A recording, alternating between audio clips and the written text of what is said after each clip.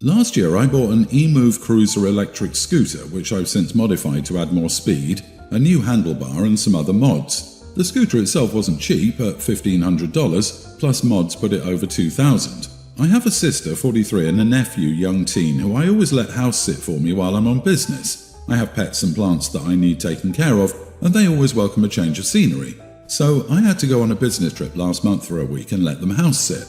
My nephew has always asked me about my scooter, and I told him that it isn't for kids because it's extremely fast. I've expressly forbidden him from riding it multiple times. His mother knows about this as well. Well, I came back from my trip and my sister told me that I was going to be mad, but my nephew took my scooter out, left it unattended, and had it stolen. I was furious and asked them to leave. I told them they'd have to replace it, and my sister pleaded with me that they couldn't afford it. It was a mistake and he could just do chores around my house to pay me back. I told her that it doesn't replace my scooter. She said that any money would have to come from their vacation fund. I said, tough crap. Our parents have gotten involved and said I'm taking it too far. They agree that my nephew should be punished and I should be paid back, but to take away their family vacation is just cruel and petty. They suggested a payment plan. I told them, heck no, that I use my scooter to commute to work often and that I want it back immediately. Furthermore, he was warned not to ride it since it's dangerous. Now that I've started to calm down a little, I wonder if I'm being an idiot here by being so demanding and potentially punishing everyone else for my nephew's mistake. Edit. Sis and her family live in a not-so-great neighborhood in a smaller house. I live in a bigger house alone in a neighborhood closer to my nephew's school. They look forward to house-sitting because they love my house and the neighborhood. The dogs love them and they get to use my pool. In fact, they always look forward to me going on trips because they consider it a mini vacation. I don't pay my sister, she's turned it down multiple times. They do have a free run of the house while I'm gone and I do leave a lot of money for their meals. Also, there are far safer scooters for teenagers and I was thinking of getting him one for his birthday in the summer. She said any money would have to come from their vacation fund. If replacing the scooter meant they'd have to use money reserved for basic necessities, rent or mortgage, food, utilities, you may want to reconsider the payment plan option. But if they're upset because they can't take a vacation this year because of this, then tough crap. You're not the idiot. Yep, not going on vacation would be a perfect punishment for the kid and for the mother of the kid who allowed this to happen. They both deserve to be punished. OP, your sister should pay you. She allowed it to happen. Your parents can pay money into your sister's vacation budget. Your sister can make payments back to your parents. Solved. Right, my first thought when it said the mom wanted the boys to do chores to pay OP back was, no, he can do chores to pay you back and you can pay for the replacement. But doing chores to pay Grandma and Grandpa back would be perfectly acceptable too. OP notes that he uses scooter to commute to work. Would they be this blasé about the kid stealing and losing a car? Their neglect caused it to be stolen, so they need to face the consequences, especially since it was expressly forbidden that nephew ride it. I highly doubt it was neglect. I think it was theft. He took it out and left it unattended. How does that make sense? He took it out to his little friends. If he just wanted to ride it, as he said, then that's what he would have done.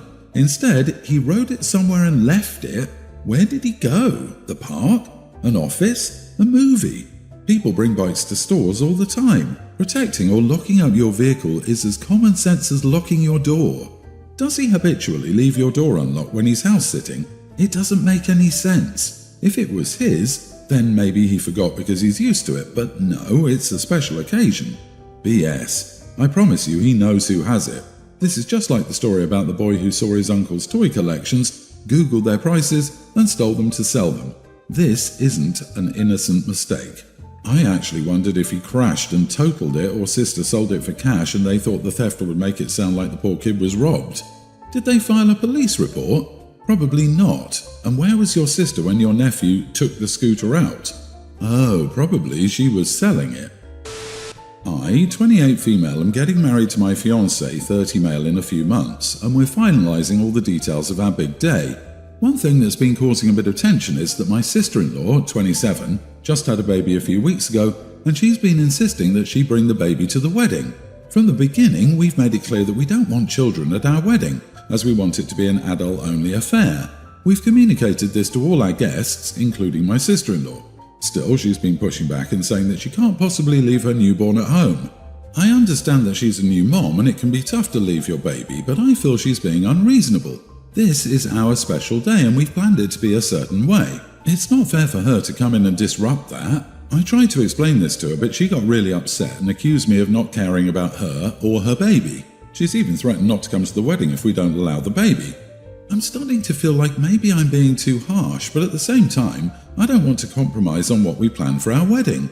Am I the idiot for telling my sister-in-law she can't bring her baby to our wedding? Not the idiot. However, with child-free weddings and newborn babies, you're going to have people who aren't going to be there because they couldn't make it. It's sad, but kids are a priority in their minds. It's not reasonable for her to insist that she can't get a sitter, can't leave her baby with a friend, cannot do anything but try to force you to change your wedding around to accommodate her. It's not about her, so she can stay home. Sad that kids are a priority in their mind.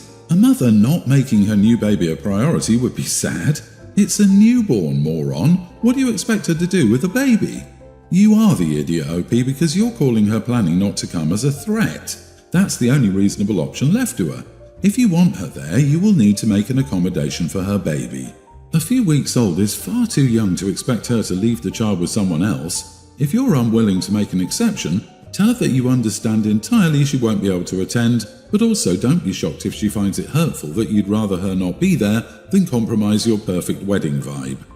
Exactly. And it's not just about having a babysitter, but the whole logistics. If she can't feed the baby at regular intervals, then pumping is a pain, and having to figure out where and how to store milk safely.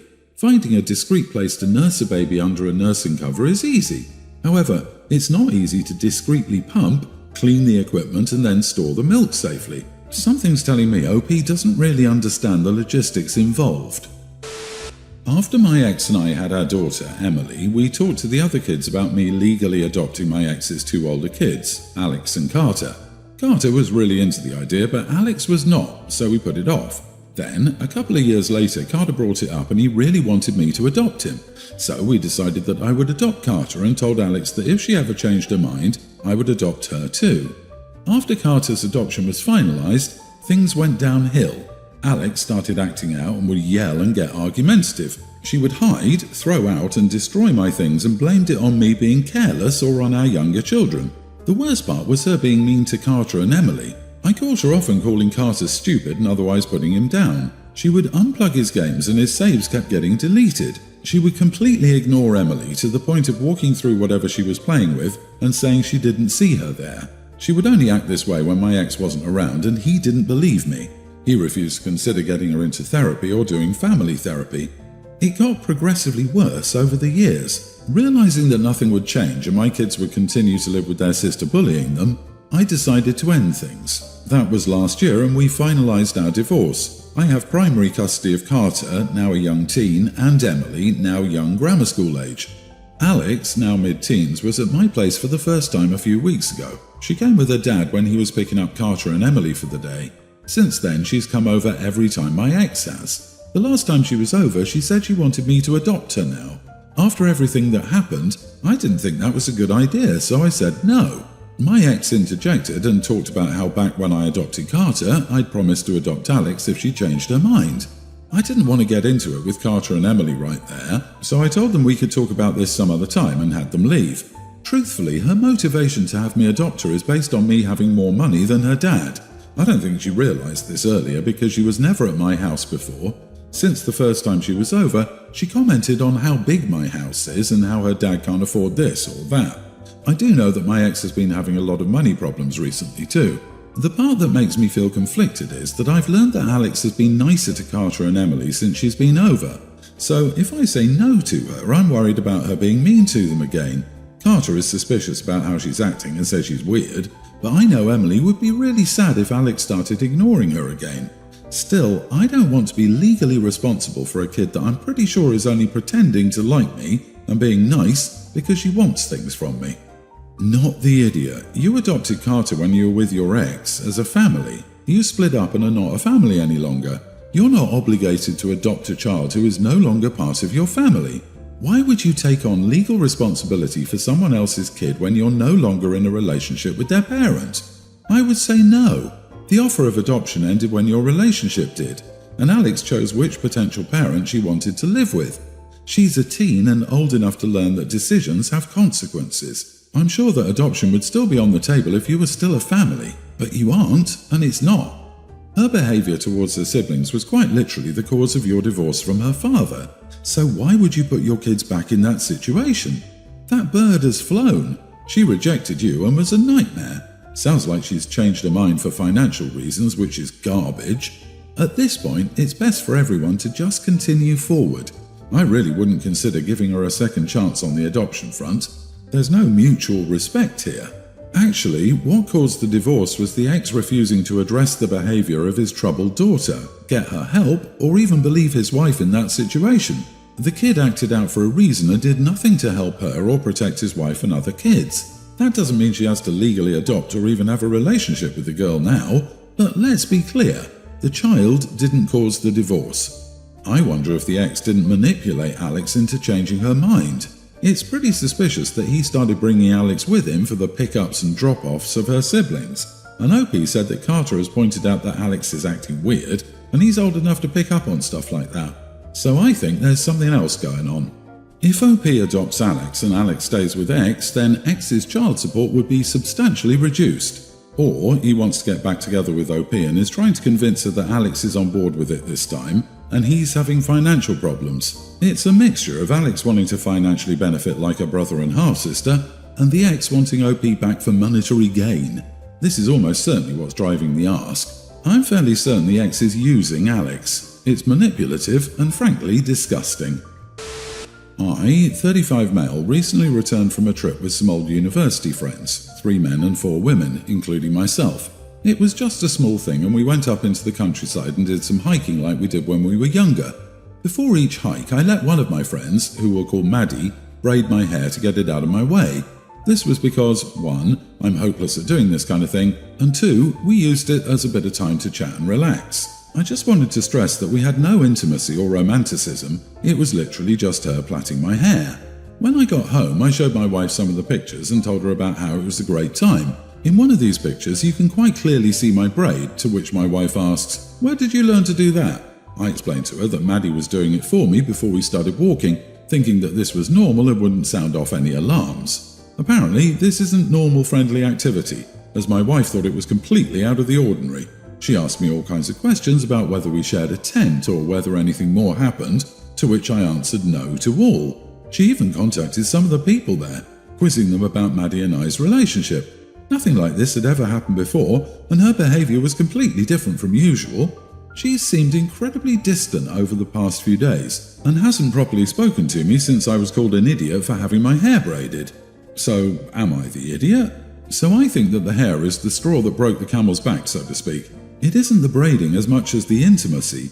You don't see it as intimate, but it seems your wife feels like she missed out on some intimacy with you somehow. Why didn't your wife go on the trip? There are some missing pieces. Primates groom each other. Maddie isn't a hairstylist, I presume. I guess if Maddie was picking lice out of your fur, it would be a stronger indication of intimacy, but it is what it is. The wife doesn't like other women having their hands on her husband. It really doesn't matter what you or I think of this. Apologise and make a note for next time. Not the idiot, but you might be if you continue to do this thing your wife obviously has strong feelings about. Just out of curiosity, could it be a cultural issue? She went a little extreme contacting others, and if it were cultural, it should have been discussed. I'm Native American and no other woman other than your wife, sister or mother can braid your husband's hair. OP, you can hike without your hair in your face, but a hair tie could have had the same effect.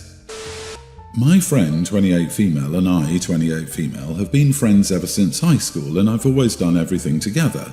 I've been dating my boyfriend for the past 6 years. One detail is that she never wants to hang out when he's around and just says, "Let it be a girl's time." Alright.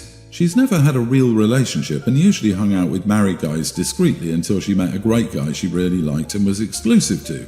My boyfriend had proposed to me a year into our relationship, so we were technically engaged, but he recently proposed to me again and said he wanted to renew the engagement and do another surprise because it's been so long. It was a nice party, but she wasn't there. Well, he later told me that he contacted my friend to help with the arrangements and bring me to the venue, but she refused to help. Fine. The next thing I know, she keeps telling her man to propose, and when he refused, she organises a proposal and makes him go down on one knee. I thought proposals were supposed to be voluntary, but whatever. The dude just played along with her delusion. Later on, when she showed her ring, the ring that she picked, and told me that it was prettier than mine, they were together for a year, we were together for 6, but he'd bought a bigger one, I straight up said, he didn't propose, you forced him to propose to you on purpose. You'll break up soon, and just left. Am I the idiot? How are you still friends with this woman? Throw her in the bin. Usually hung out with married guys discreetly made me want to gag. You're delusional if she thinks she's mate quality. Everyone's the idiot here. Just end this so-called friendship for good. Oh, or just wait until you and your fiancé are married. She'll try to get with him just out of competitiveness. I am dumb. I didn't realize that hung out with married guys discreetly was a code for serial affair partner. I do not understand this relationship. You made it sound like you're best friends, but it really sounds like you're acquaintance frenemies. Based on what you wrote, you think she's a skeezy tart who sleeps with married men and she thinks you're in competition with her even though she's better than you. So why do you even bother with each other? Wake up, she is not your friend. She's telling you multiple times in that paragraph alone that she isn't your friend. Please practice self-love. When someone shows you who they are, believe them the first 20 times. You deserve better, and congrats on the engagement.